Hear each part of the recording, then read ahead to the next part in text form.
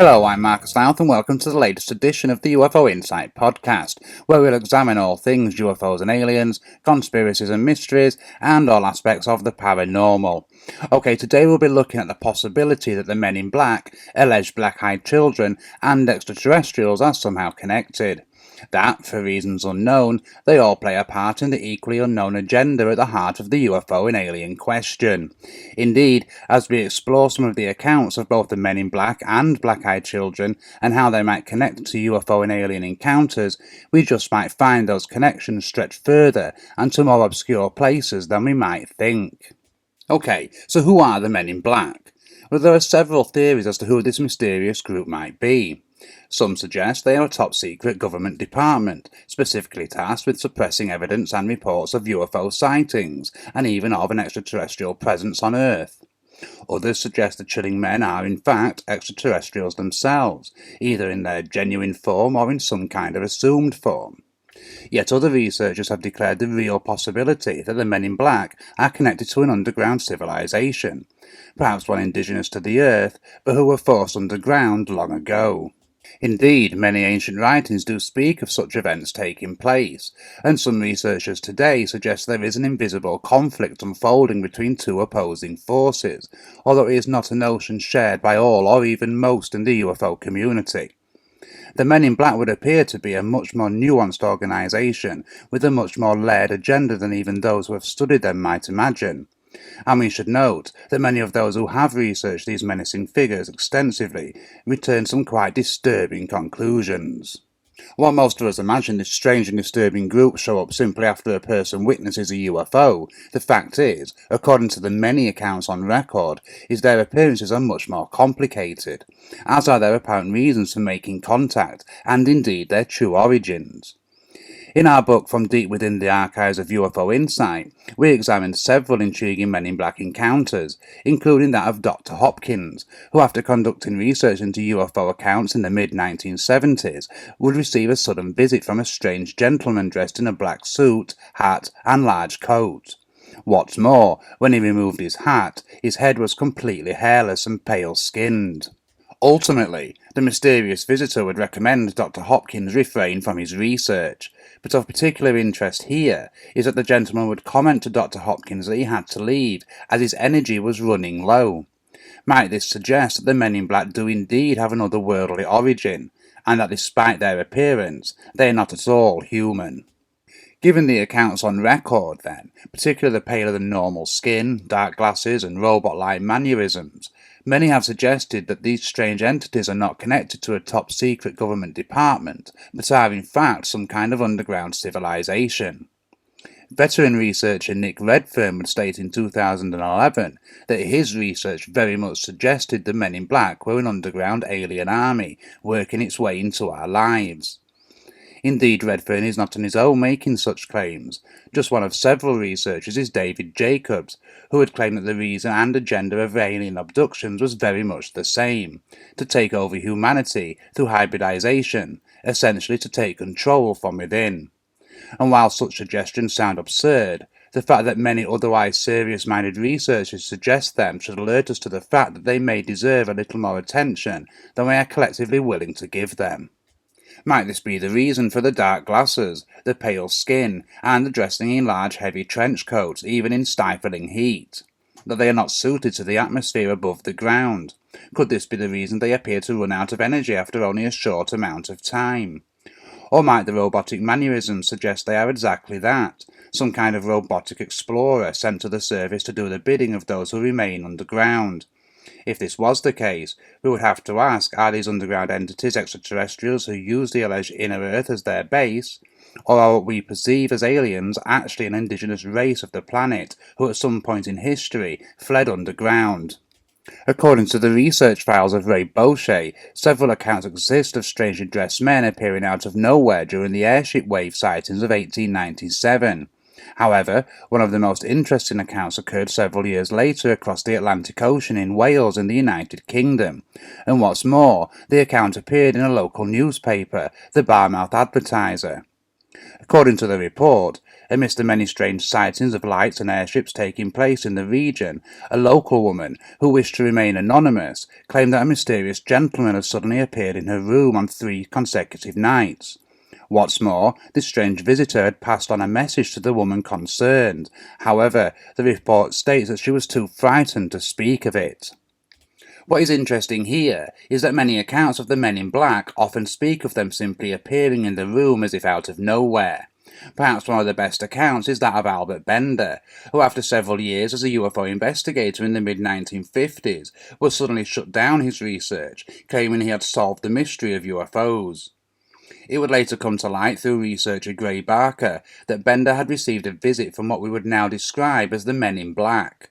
And what's more, these menacing individuals had suddenly appeared in his room. Only years later would Bender speak of the incident. In short, he would claim that the Men in Black were in fact alien entities, whose appearance was so monstrous they assumed the form they had. Furthermore, and perhaps lending a little credibility to the notion of an underground alien presence, he would state that this group of extraterrestrials had established a base in Antarctica. And what's more, they had arrived in order to extract a valuable element from the sea. There are several intriguing things to look at here. Many accounts and claims of reptilian alien entities, including those from ancient times, speak of their appearance in much the same way. We should remind ourselves that many ancient writings speak of it being forbidden to depict certain gods and deities in their natural form. Also worth noting is that many UFO sightings occur over or near large bodies of water, including the planet's seas and oceans. Might this be the reason why? And what should we make of the claims of there being a base in Antarctica? Conspiracies of secret facilities and underground bases have swirled around Antarctica for decades, and it remains of interest to many conspiracy researchers today. Even the Third Reich, if the rumours are to be believed, looked at establishing a base there.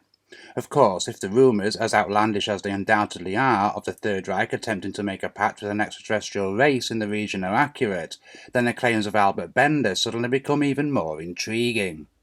Okay, so there are many Men in Black sightings and encounters over the years, certainly far too many for us to go through every single one of them here.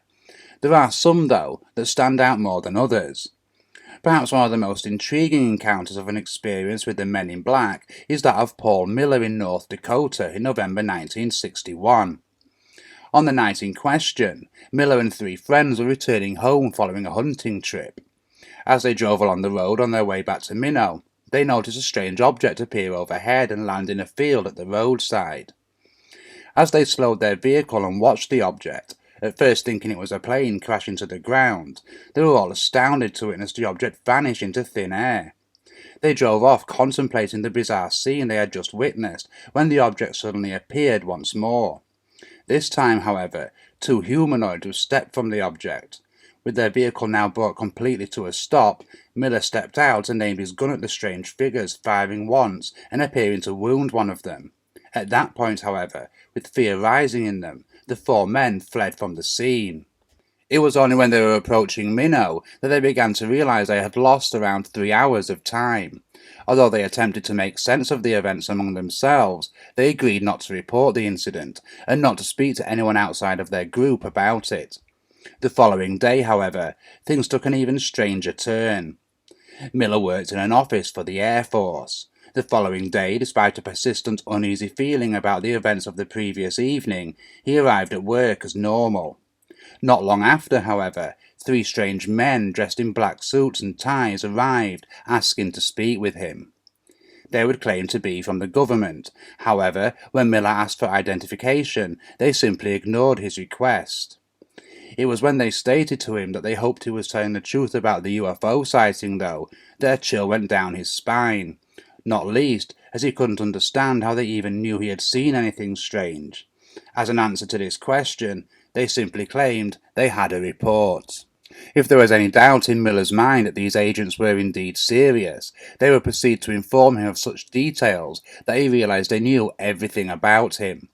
Even more intimidating were several questions they asked concerning the incident the previous evening, where it was perfectly obvious to Miller that they already knew the answers, and consequently would know if he was lying.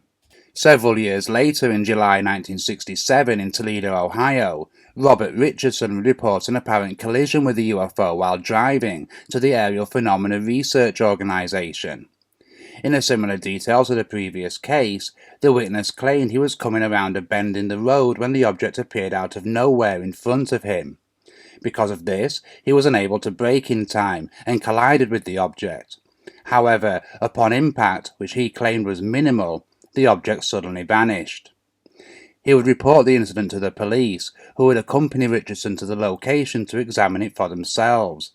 However, upon arriving, all they could see were his tire marks on the road.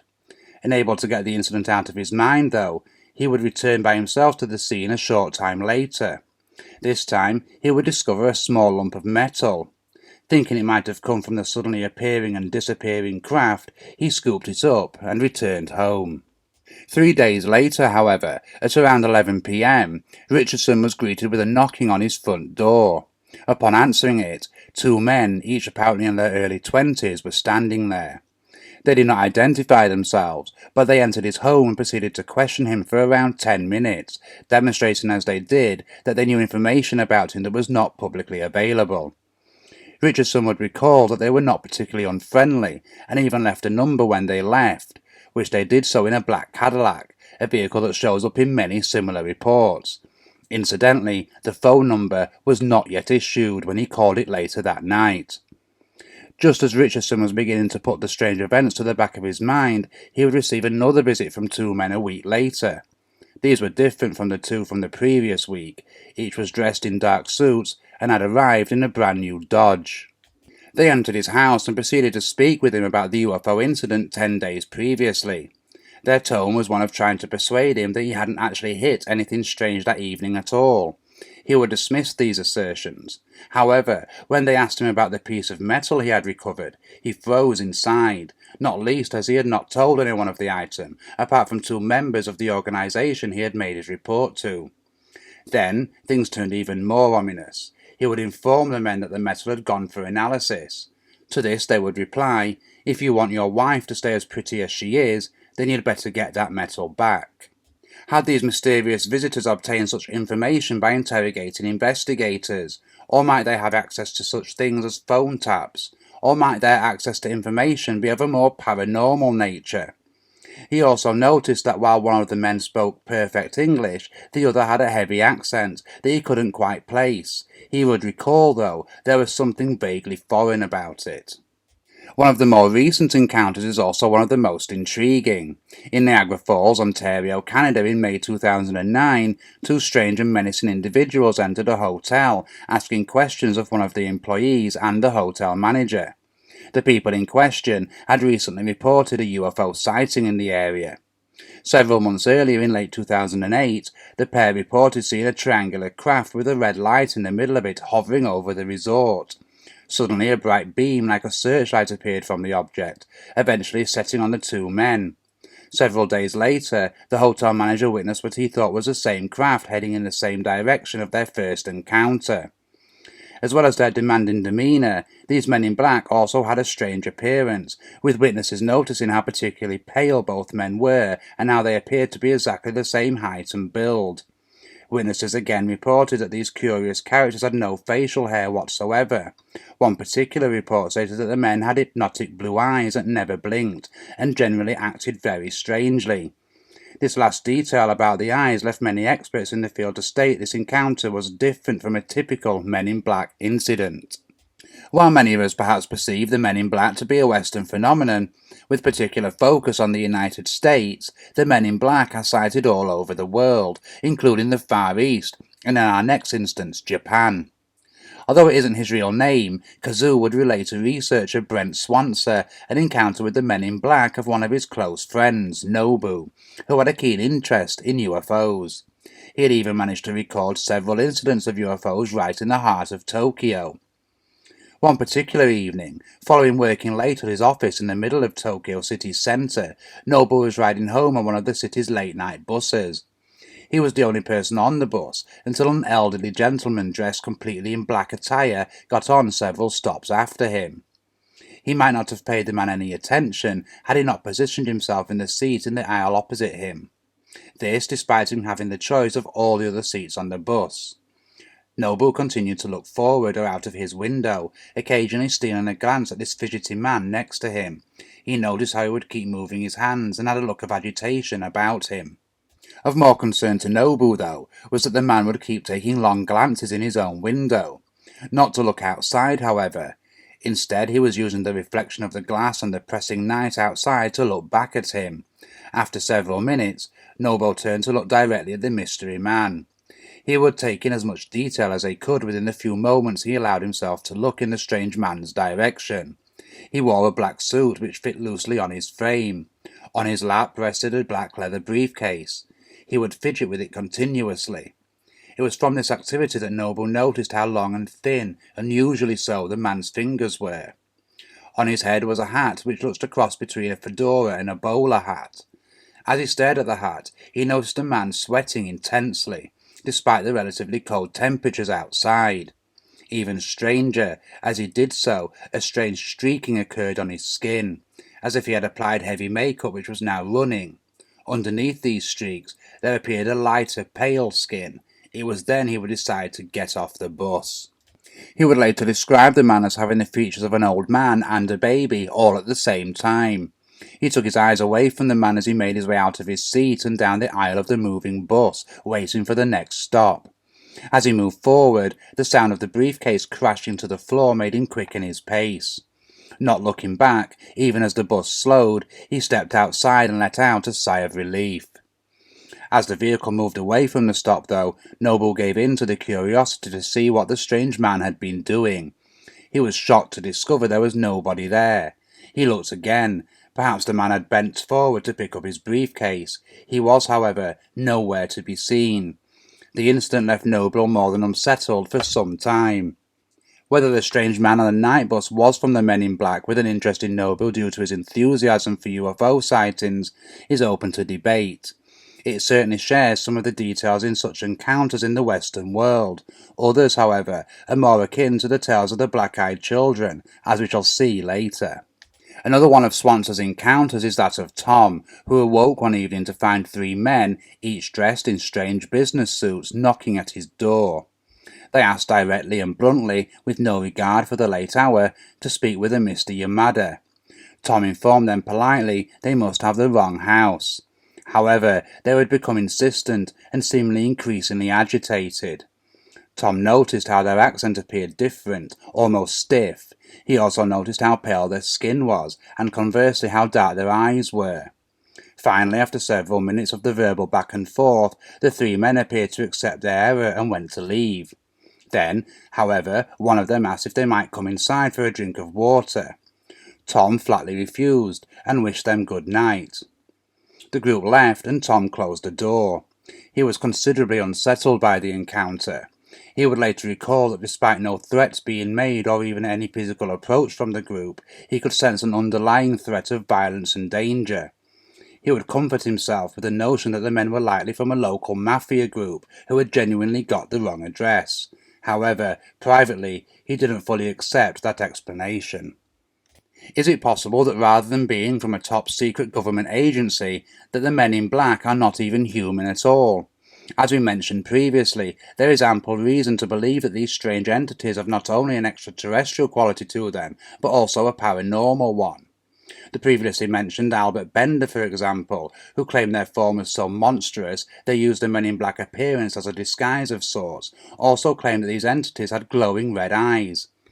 Such descriptions are often used to describe demons in ancient writings, and once again we might remind ourselves that many alleged sightings of reptilians also often contain descriptions of glowing red eyes.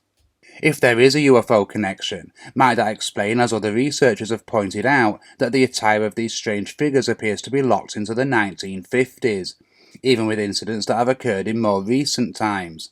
Might we assume that when the United States government began investigating UFOs and alien encounters in the 1950s, that these strange alien visitors used their appearance as a basis for their own disguise or vessel? The monotonous tone and stiff mannerisms are also like another paranormal phenomena, that of the black-eyed children. Indeed, many who claim to have been in the presence of these equally mysterious entities claim they have the feeling the exterior is merely a bizarre suit and not a child at all. And it is to these equally unsettling entities that we will turn our attention to next. Okay, before we examine whether there could be connections between the Men in Black and the so-called black-eyed children, we will quickly go over some encounters with these mysterious and unsettling entities. Now, the best place to start would be with the account that was arguably the first encounter to have gained traction on the internet, and which brought forth multiple other claims of interactions with these strange beings. That account was made by Brian Bethel in the mid-1990s. According to Bethel, he had made his way to what used to be the site of the one-time internet provider Cannock Communications in order to pay his bill. He had parked close to the nearby cinema in order to use the light from its front to write out his cheque, which he then planned to place in the company's drop box. As he was doing this, though, a sudden knock came at the car window, startling him somewhat. There, standing next to the car, were two young boys, somewhere between 9 and 12 years old. He opened the passenger window, but only slightly. For reasons he couldn't explain, he felt an intense fear building within him. One of the boys stepped forward, asking Bethel if he could drive them to his mother's house, as they had forgotten to bring money with them and they wished to see a movie at the cinema. Although Bethel thought this was plausible enough, there was something about these two youngsters that told him not to let them in the car. After a back and forth for several minutes, Bethel offered that the last showing of their film had already started, and by the time he had managed to drive them back to the cinema, it would have almost finished. The boy dismissed Bethel's suggestion and insisted they had time. It was only at this point that Bethel realized each boy had black, soulless orbs where their eyes should have been. It was this that caused him to wind up the window and drive off as fast as he could, leaving the two strange boys behind him. When he glanced back a moment later, they were both gone. It was, though, what one of the boys shouted at him as he drove off that forever stuck in his mind. "We can't come in unless you tell us it's okay." As the first years and the technology of the 21st century progressed, so did claims of encounters with black-eyed children, and while undoubtedly some of the accounts are made up, some appear to have a little more credence. However, largely due to witnesses wishing to remain anonymous, it is hard to differentiate between the two. Indeed, all accounts should be taken with a pinch of salt. That is not to say they are not interesting, or that they shouldn't be subject to further investigation. Many of the accounts, however, do have details that match each other, and as such, a profile of sorts can be put together of these black-eyed children. They will, for example, appear out of nowhere and knock at your door, or, in what tend to be rural or abandoned areas, they will appear and tap at the window of your parked car. And they seemingly need to be invited into the house or vehicle that they have approached, very similar to the so-called vampire tales of old.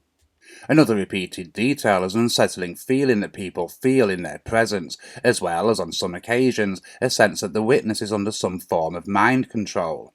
There are also repeated claims from these strange beings of escaping from someone, and so requiring shelter, or of having to desperately use the telephone, almost as if these requests are part of a limited knowledge of human interaction, or even of some kind of programming. Perhaps one of the more chilling encounters took place in November 2012, at an isolated gas station no less.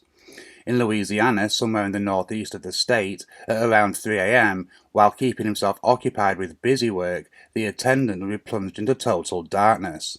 The power had gone out, probably due to recent high winds in the area, or so he thought. Using his phone as a torch, the attendant would locate the backup generator, flicking it into action. The main core to the station and the till area now had limited but adequate lighting. It was then he became aware of three strange children on bikes at the edge of the outer court. Two of them came to the door and stared in at him.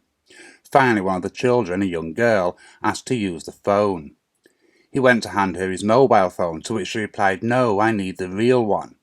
As she did so, she motioned to the landline on the wall of the shop, and saw revealing eyes that were completely black. Sensing danger, the attendant refused to let the strange children in. They remained motionless at the door, continuing to stare in at him. Then, without saying a word, they turned and rode off on their bikes. Whether coincidentally or not, shortly after they dispersed, the power came back on. In January 2016, reports went around the internet of a woman who had let the black-eyed children into her home. Furthermore, she believed in doing so, she had exposed herself to something that was making her ill. As a blizzard continued to pound Vermont and the surrounding area into the early hours of the morning in question, a loud knocking came at the front door of the unnamed woman's home. The knocking continued, and believing someone needed help due to the storm, her husband opened the door. In front of them were two children, a boy and a girl. Neither could have been older than 10 years old. They immediately invited the pair into their house. She told them to sit and get warm in the living room while she prepared some hot chocolate. When she asked what they were doing out so late, they replied only, "Our parents will be here soon." It was as she handed each of them their drink that she could see their eyes were completely black, as if someone had placed two pieces of coal where they should have been. Unnerved but attempting to remain calm, she directed them to the bathroom at their request. It was then that all the lights went out. At the same time, the woman's husband's nose began to bleed heavily. All the while, she could see the children standing at the end of the hall, watching her. Suddenly, headlights shone through from the road outside, and a strange black car drove up. The children claimed their parents were here, and rushed outside and into the car. It then drove away, leaving the pair alone, but terrified. Both have claimed to have suffered with extreme ill health since the encounter. When reports of the black-eyed girl of Cannock Chase and Lee Brickley's investigations into the sightings made the front page of the Daily Star several times in September 2014, it was the first time that many in the mainstream had heard of such beings. Many other mainstream newspapers would also carry reports of the story, and national and regional television news even ran short pieces on it. The most recent account involved a local woman and a young daughter. While walking along Cannock Chase, a blood-curdling scream tore through the air. Sounding like that of a petrified child to the pair, they scanned the area, eventually noticing a strange girl in a white dress standing behind them. The girl remained quiet and motionless, disturbingly with her hands covering her eyes. The woman slowly approached the young girl, asking aloud if she was okay. In response, the child took her hands away from her eyes, causing the woman to gasp out loud. When she focused back to where the girl was standing a second later, she had vanished. According to Brickley, the woman told him during his investigation the girl's eyes were completely black, no iris, no white, just nothing. What is important to keep in mind when we consider if these black-eyed children do indeed have a connection to the Men in Black is that Cannock Chase is home to all manner of strange and anomalous activities, including many UFO sightings. Okay, it's been a bit of a bumper episode this time, and with good reason. As we can see, if there is a connection between the strange entities referred to as the Black-Eyed Children, the Men in Black, and UFO and alien encounters, then it opens up a whole host of possibilities, some of which could be quite concerning. Are both the Men in Black and the Black-Eyed Children some kind of incarnation or altered form of an extraterrestrial race? Perhaps they are alien-human hybrids, early versions of the continuing efforts of the alleged breeding program of the Grey Aliens. Or are they some kind of futuristic artificial life, and do they simply carry out some unknown duties for an equally unknown government department, one that also studies and keeps a lid on UFO sightings and encounters? What both the Men in Black and the Black-Eyed Children might be will for now remain a mystery. That many people have had some truly strange encounters with both of them, however, and that many more will over the coming years is almost certain. For now, I will simply thank you for joining me once more. Be sure to leave any thoughts in the comments and check out the links for further reading on some of the cases and theories we have been discussing here. Remember to subscribe to our channel and follow us on social media to keep up to date on future podcasts, articles and videos. And if there is anything you want us to feature on future podcast episodes, just get in touch at marcus@ufoinsight.com. Until next time, goodbye and take care.